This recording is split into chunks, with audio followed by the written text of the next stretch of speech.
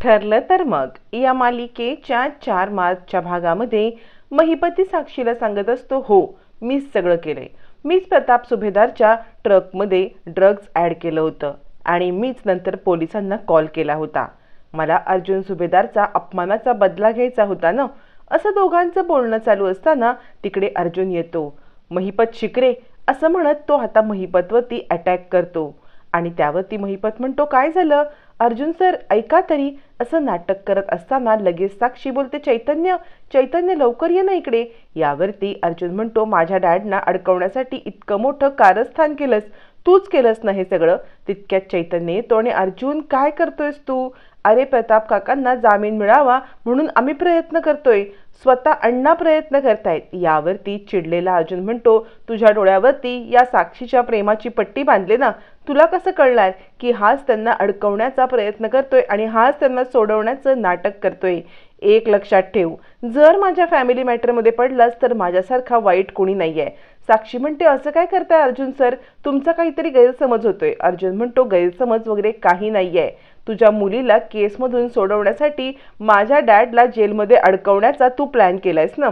साक्षी म्हणते, अर्जुन सर अहो ऐका तरी, दोन्ही केसचा काहीच संबंध नाहीये. अर्जुन म्हणतो, या तुझ्या नाटकाला चैतन्य भुलेल, मी नाही. महिपत शिकरे का माझ्या वडिलांना या सगळ्यामध्ये अडकवलंस. यावरती आता मात्र चैतन्य अर्जुनला लांब करतो आणि महिपतला सोडवतो. महिपत म्हणतो, हे ड्रग बी काय असतं खरंच काय माहित नाही, कुठनं ड्रग काय आणायचं. अर्जुन म्हणतो, तुझी नाटकं बंद कर. एक लक्षात ठेव, तू हे जे काही केलेस ना या सगळ्याच्या मी मुळापर्यंत पोहोचणार आहे आणि ड्रग केसमध्ये तुला असं अडकवेन ना की आत्तापर्यंत सगळ्या ह्याच्यातून तू सुटला असशील, पण मरेपर्यंत या केसमधून तू सुटणार नाहीयेस. असं म्हणत आता मात्र अर्जुनने महिपतला खूप मोठा इशारा दिलेला असतो आणि तो सांगतो की जर माझ्या डॅडाच्या वाटेला पुन्हा गेलास तर माझ्यासारखा वाईट मीच.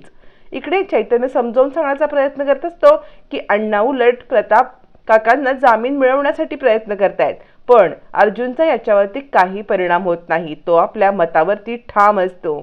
अर्जुन निघून गेल्यावरती महिपती ॲक्टिंग करायला लागतो. मला श्वास घेता येत नाहीये, मला खूप त्रास होतोय. अर्जुन असं कसं वागलं माझ्याशी, मी त्या प्रतापला सोडवण्याचा प्रयत्न करतोय.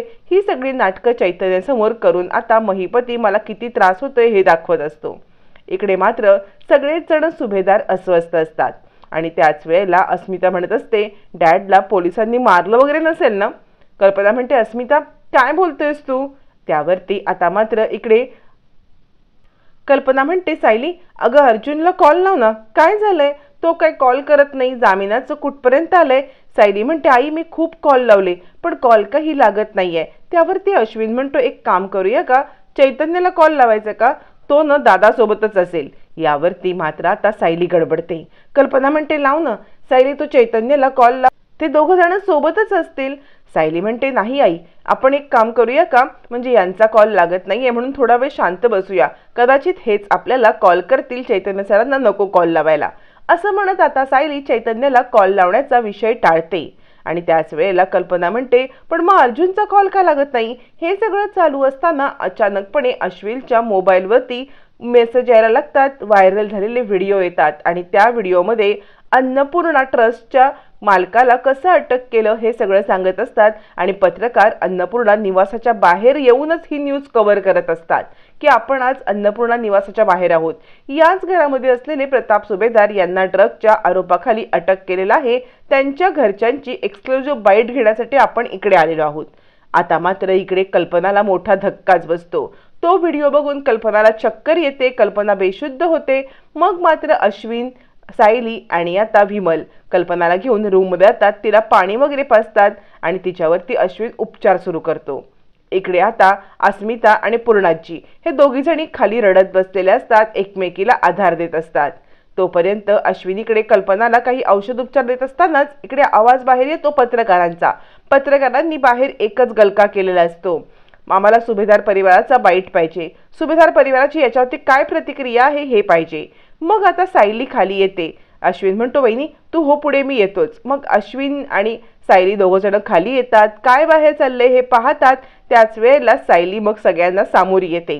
सायली सगळ्यांना हात जोडून विनंती करते की माझ्या घरामध्ये माझ्या आज्जे सासू म्हाताऱ्या आहेत, त्यांना खूप त्रास होतोय, माझ्या सासूबाई आजारी आहेत, प्लीज प्लीज तुम्ही हे सगळं थांबवा, या सगळ्यामुळे त्यांना अधिक त्रास होईल.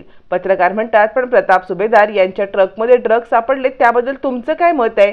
यावरती सायली ठामपणे सांगते, प्रताप सुभेदार म्हणजे माझे सासरे असं काही करणार नाहीत, हे पण तेवढंच खरं आहे आणि त्यामुळे सध्या आम्ही काही बोलू शकत नाही. पत्रकार म्हणतात, असं कसं? इतका मोठा गुन्हा केलेला आहे, जेलमध्ये गेलेत, काय खरं आहे काय खोटं आहे आम्हाला हे कळलंच पाहिजे, असं म्हणत ते सायलीला प्रश्न विचारत असतात. तोपर्यंत अर्जुन आता प्रतापच्या फार्मसीमध्ये येतो आणि तो तिथल्या सगळ्या कामगारांना विचारतो, म्हणजे या सगळ्यामध्ये कुणीतरी आपल्या इथला माणूस फितूर आहे हे मात्र नक्की. यावरती कामगार म्हणतात, अर्जुन सर, तुम्हाला जे सहकार्य हवे ना ते करायला आम्ही तयार आहोत आणि प्रताप सर असं काही करणार नाहीत यावरती आमचा 100% विश्वास आहे. आम्ही इतकी वर्ष त्यांच्या हाताखाली काम करतोय. अर्जुन म्हणत होता की मग तुम्हाला काय वाटतं, त्यावेळेला ज्या वेळेला ट्रक लोड होत होता त्यावेळेला तिथे कोण होतं?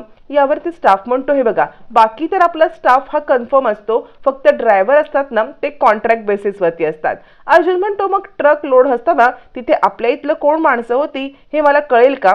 यावरती एक स्टाफ म्हणतो, हो, आपण सीसीटीव्ही फुटेज बघू शकतो, सीसीटीव्ही फुटेजमध्ये आपल्याला सगळं समजू शकतं. आता मात्र अर्जुन आणि स्टाफ त्या दिवशी ट्रक भरतानाचं सीसीटीव्ही फुटेज चेक करायला निघतात. तोपर्यंत इकडे पूर्णाजी म्हणत असते, ही मुलगी काय बोलते पत्रकारांसोबत, म्हणजे असलेलं काम ही बिघडवून ठेवेल. हिला कोणी सांगितलं होतं पत्रकारांच्या समोर जायला? अश्विन, जा तिला बोलावून घेऊन ये. इकडे सायली आता पत्रकारांना शांत करण्याचा नॉर्मलपणे प्रयत्न करत असते.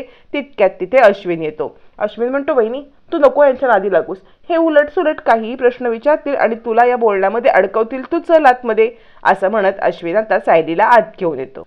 अश्विनने सायलीला आत आणल्यावरती पूर्णाजी म्हणते, काय ग, तुला या सगळ्या भानगडीमध्ये पडायची काय गरज होती? यावरती सायली म्हणते, मी ते फक्त त्यांना. पूर्णाजी म्हणते, तुला कोणीतरी ठेका नाही दिलेला आहे हे सगळं करण्याचा? तुला कोणी सांगितलंय शिवधनुष्य पेलायला हे सगळं? हे बघ, हा आमचा फॅमिली मॅटर आहे. यावरती आता इकडे अस्मिता म्हणते, बरोबर आहे, आणि तू या घरासाठी आमच्यासाठी पनवती आहेस. तू आल्यापासून या घरामध्ये संकटांची माळ सुरू झालेली आहे. अश्विन म्हणतो, काय बोलतेस तू अस्मिताई? अस्मिता म्हणते, मी बरोबरच बोलते. ज्या दिवसापासून ही आपल्या घरात आली ना त्या दिवसापासून संकटांची लाईन लागलेली आहे. ही कमनशिबी आहे, फुटकं नशीब घेऊन आपल्या घरात आली. तोपर्यंत इकडे आता सायलीला दोष देत असतानाच प्रिया येते, दार उघडून आत येते आणि पत्रकारांना भांडायलाच लागते. काय चाललंय तुमचं?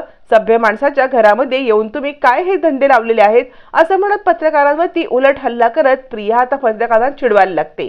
तोपर्यंत पूर्णाजी आणि अस्मिता बोलायला लागतात, हा तर तन्वीचा आवाज आहे. अस्मिता म्हणते, अगं तन्वीला समजलं असेल म्हणून ती आली असेल, चल चल आपण बघूया नक्की काय चाललंय ते. तोपर्यंत विमला आता कल्पनाच्या उशाशी असते आणि ताई, तुम्ही लवकर बऱ्या हो ना, म्हणजे या सगळ्यामध्ये तुम्हाला काही झालं तर सगळं घर कोलमडेल, तुम्ही लवकरात लवकर उठून बसा. तोपर्यंत अर्जुन सीसीटीव्ही फुटेज पाहतो आणि अर्जुन सांगत असतो, तसं या सीसीटीव्ही फुटेजमध्ये फार काही दिसलेलं नाहीये. त्यावरती दुसरा स्टाफ म्हणतो, हो, आणि ट्रक ज्या वेळेला लोड झाला ना तेव्हा मी तिथे स्वतः उभा होतो, त्यामुळे ट्रक कुणी टाकले, कसं टाकले हे समजणं थोडं कठीण आहे. अर्जुन म्हणतोय, पण हे घडलंय खरं, या सत्याच्या मुळापर्यंत आपल्याला पोहोचायला पाहिजे. यावरती स्टाफ म्हणतात, सर, तुम्हाला जी मदत लागेल ती सर्वतोपरी मदत करण्यासाठी आम्ही तयार आहोत, पण इथे आलं कसं ट्रक, काय झालं याबद्दल खरंच काही कळत नाहीये, असं म्हणत आता मात्र इकडे स्टाफ बदलून अर्जुन ज्याला जी माहिती पाहिजे आहे ती माहिती काढून घेण्याचा प्रयत्न करत असतो. इकडे तोपर्यंत प्रिया सांगत असते, प्रताप सुभेदार हे पनवेलमधलं एकदम ख्यातनाम नाम आहे, कोण नाही ओळखत यांना. यांच्या प्रामाणिकपणाचे किस्से सांगितले जातात. अन्नपूर्णा ट्रस्ट मार्फत ब्लड कॅम्प आयोजित केला जातो. अन्नपूर्णा ट्रस्ट मार्फत डायलिसिस शिबिर ठेवलं जातं आणि या सगळ्याचा सर्वेसर्वा असणारे प्रताप सुभेदारवरती तुम्ही आरोप करताय, चुकीचे आरोप करताय तुम्ही. आणि एक लक्षात घ्या, जर असेच चुकीचे आरोप तुम्ही चालू ठेवलेत ना तर एकेकाला सोशल मीडियावरती मी एक्सपोज करेन ना, त्यामुळे या फॅमिलीच्या वाटेला जाऊ नका, असं म्हणत प्रिया आता पत्रकारांनाच धमकी देते. तोपर्यंत इकडे आता रविराजांनी त्यांचा एक्सपिरियन्स, त्यांचा इतके वर्षाचा सगळा कसं पणाला लावत आता मात्र प्रतापची सुटका केलेली असते. त्यांच्या ओळखीमुळे प्रतापला शनिवार रविवार सुद्धा जामीन मिळते आणि त्याच वेळेला इकडे आता रविराज प्रतापला भेटायला येतात आणि म्हणतात, प्रताप, तुझी जामीन मिळवण्यासाठी आम्ही सगळेजण प्रयत्न करत होतो आणि तुला जामीन देणारे दुसरे तिसरे कोणी नसून महिपत शिकरे आहेत। महिपत शिकरेंनी तुझी जामीन केली आहे, तुला आता कोणीही इथे अडवू शकत नाही असं म्हणत इकडे आता रविराजनी प्रतापची केस घेत त्याला या सगळ्यातून जामिनावरती सोडवलेलं असतं आणि याच्यामध्ये महिपत शिकरेने उलटा गेम करून पुन्हा साक्ष देण्याचा उलटा गेम केलेला असतो। मग प्रतापला सोडवलं जातं। प्रतापला कारमध्ये बसवून मग रविराज त्याला आता अन्नपूर्णा निवासामध्ये घेऊन येतात। त्याच वेळेला महिपती आणि साक्षी हे दोघं जण सुद्धा अन्नपूर्णा निवासामध्ये निघतात। तोपर्यंत अर्जुन पण बेलचे पेपर तयार करून घेऊन येत असतो आणि तो पोलिसांना म्हणतो मला माझ्या वडिलांना बेलवर सोडवायचं आहे। पोलीस म्हणतात हे काय, आत्ताच रविराज किल्लेदार त्यांना घेऊन तुमच्या घरी गेले की। मग अर्जुन धावत पळत आपल्या घरी यायला निघतो। घरी येऊन दृश्य पाहतो तर काय, महिपत शिकरे साक्षी शिकरे हे आता डायनिंग टेबलवरती जेवायला बसलेले असतात। मग मात्र अर्जुनचा पारा चढतो। रागारागात अर्जुन येतो, महिपतची कॉलर धरतो आणि हिम्मत कशी झाली तुला इथे येऊन बसायची असं त्याच्यावरती आरोप करतो। त्याला खाली पाडतो, बेदम मारतो आणि पूर्णाजी सांगत असते अर्जुन थांब। पण अर्जुनला खोटारड्या महिपतीचा खरा चेहरा समोर आलेला असतो आणि त्यामुळे चिडलेला अर्जुन महिपतीला चांगलाच बदडून काढत असतो।